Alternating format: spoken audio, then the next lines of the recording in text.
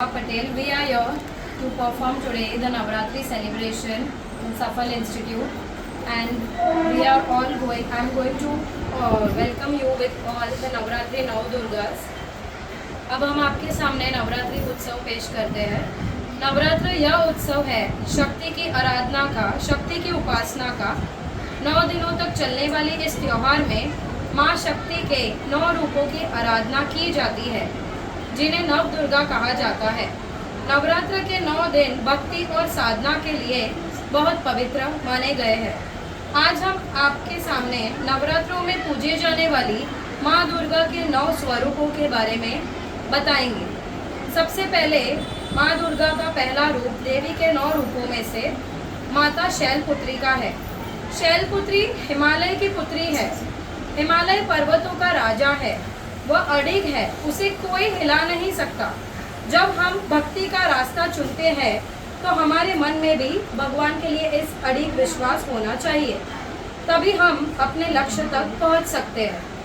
यही कारण है कि नवरात्रि में पहले दिन माँ शैलपुत्री की पूजा की जाती है। आइए हम आपके सामने माँ शैलपुत्री की कहानी प्रस्तुत करते हैं। पिताजी से निमंत्रण की अपेक्षा है ही। विजया दीदी तो आई थी ना हमें निमंत्रण करने, कभी वह ध्यान मग्न थे। उसमें मेरे पिताजी का क्या दोष? और वह तो मेरे पिता का घर, वहाँ मैं बिना निमंत्रण के चली भी गई तो पिताजी को प्रसन्नता ही हो। मैं उनका कब से इंतजार कर रही हूँ, परंतु वह नहीं आए। यहाँ क्या कर रही हो सती? यदि प्रेम स्त्री और पुरुष समान रूप से करते हैं तो बदलना तो दोनों को चाहिए ना प्रभु। बदला तो मैं भी हूँ सती।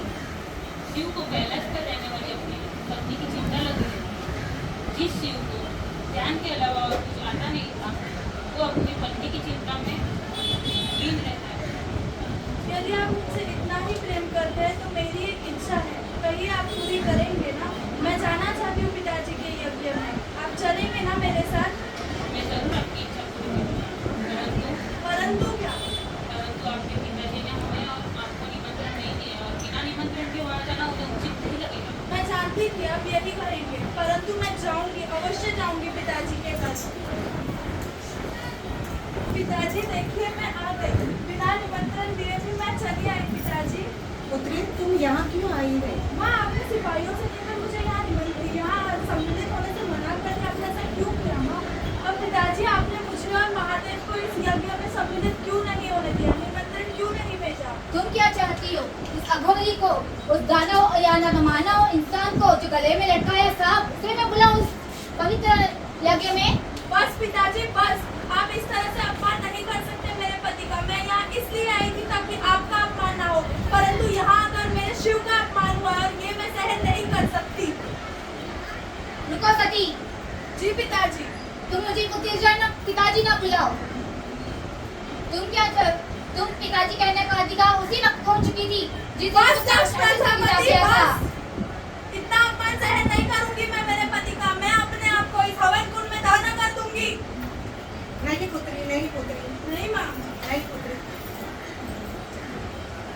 माँ सती ने अपना जीवन हवन कुंड में त्याग कर दिया था। अब कुछ समय बाद, कुछ वर्षों बाद माँ शैलपुत्री ने, इसी सती ने माँ शैलराज के हिमालय के घर जन्म लिया। इस वजह से उनका नाम शैलपुत्री पड़ा। माँ शैलपुत्री का वाहन वृषभ है, इसीलिए इन्हें वृषारूढ़ा भी कहा जाता है। इनके बाएं हाथ में कमल और दाएं हाथ में त्रिशूल रहता है। तो यह थी हमारी नवरात्रि में पूजे जाने वाली पहली देवी माँ शैलपुत्री की कथा।